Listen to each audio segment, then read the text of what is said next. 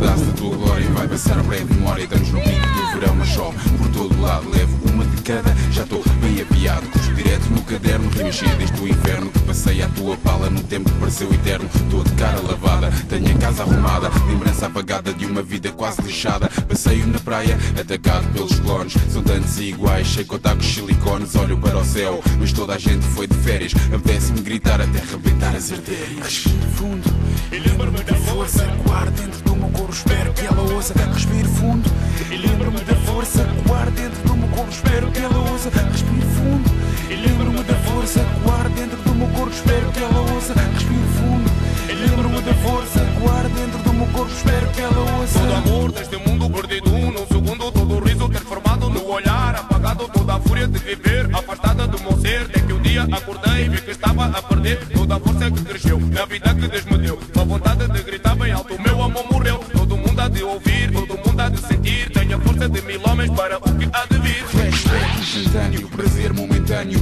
Penso em ti até que bate duro no meu crânio. Toda a dor, toda a raiva, todo o ciúme, toda a luta, toda a mágoa e pesar, toda a lágrima enxuta. Alieno como posso, não posso encher a cabeça. Não há dinheiro nem vontade ou amor que o mereça. Não vou pensar de novo, vou pôr novo. Neste dia novo estreio um coração novo. Visto-me de branco, bem alegre no meu luto. Saio para a rua mais contente que um puto. Acredita que custou, mas finalmente passou. No final do dia, foi só isto que restou. Respiro fundo e lembro-me da força que arde dentro do meu corpo, espero que ela ouça. Respiro fundo